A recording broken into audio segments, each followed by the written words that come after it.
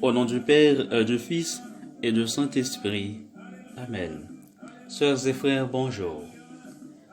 Selon le plan de l'évangéliste Saint Matthieu, la péricope évangélique d'aujourd'hui marque le pont entre les deux parties du ministère de Jésus.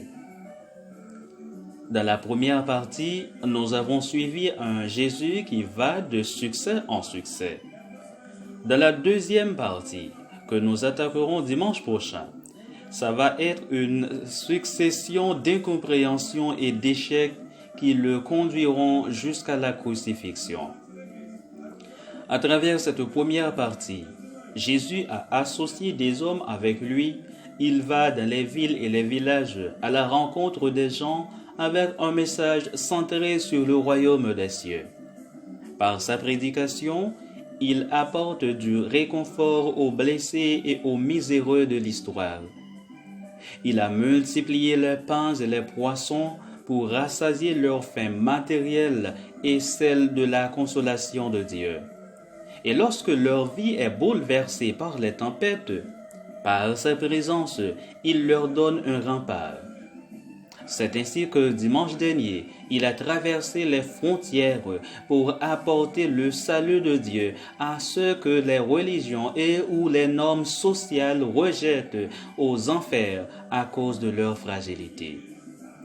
Aujourd'hui, après ce long cheminement qui nous a permis de découvrir en Jésus notre trésor véritable, notre rempart et le sauveur universel du genre humain, il pointe le doigt sur chacun de nous avec cette question. Pour les autres, c'est-à-dire ceux qui sont hors de l'Église par exemple, qui est le Fils de l'homme? Les réponses sont diverses et variées, mais avec un point commun.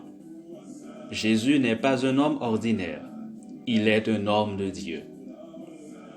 C'est très gentil de dire tout ça, mais vous qui êtes à l'église chaque dimanche ou tous les jours pour chanter les merveilles de Dieu, vous rassasiez de sa parole et de mon Eucharistie à la messe, pour vous, qui suis-je? Frères et sœurs, cette question qui semble si simple est une question fondamentale, car on peut passer toute sa vie à l'église à réciter le credo sans jamais savoir qui est Jésus pour soi. En effet, cette question, pour la répondre, il faut avoir une expérience très personnelle avec Jésus. Cela implique qu'il faut savoir prendre le temps d'être seul en présence de Jésus, être dans un cœur à cœur avec lui, car nul ne peut dire en toute vérité qui est Jésus s'il ne se révèle pas à lui. Simon a identifié Jésus pour ce qu'il est vraiment, parce qu'il a vécu dans son intimité, ce qui ne fait pas de lui un surhomme. Il reste toujours avec sa fragilité.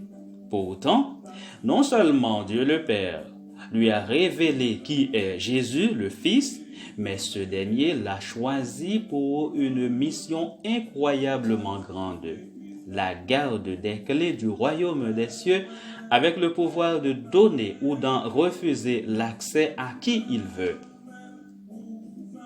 À Simon, homme de peu de foi, qui doute et s'enfonce dans la mer, criant vers Jésus, « Seigneur, sauve-moi !» Jésus dit maintenant, « Tu es Pierre, et sur cette pierre, je bâtirai mon église. » Donc malgré la misère de Pierre, malgré sa fragilité, son peu de foi, sans oublier son triple reniement sur le chemin de la croix, Jésus a reconnu qu'il y a quelque chose de solide en lui qui doit être mis au service du royaume. Sur la foi d'un homme à la fois fragile et solide, Jésus, le Christ de Dieu, a bâti son Église.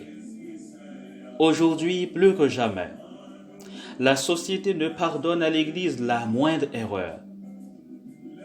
Et les pires ennemis de l'Église, hélas, ceux qui cherchent à tout prix à la démolir, ne sont pas forcément hors de l'Église.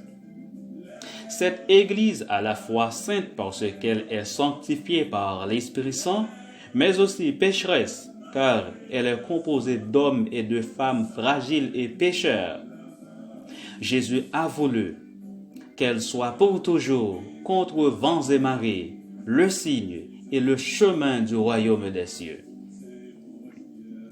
Face à toutes les persécutions que l'Église a connues et connaît encore, face à tout ce que vous entendez par les médias ou que vous expérimentez vous-même dans l'Église, n'oubliez jamais que son chef suprême a voulu qu'elle soit pour toujours signe et chemin du royaume des cieux.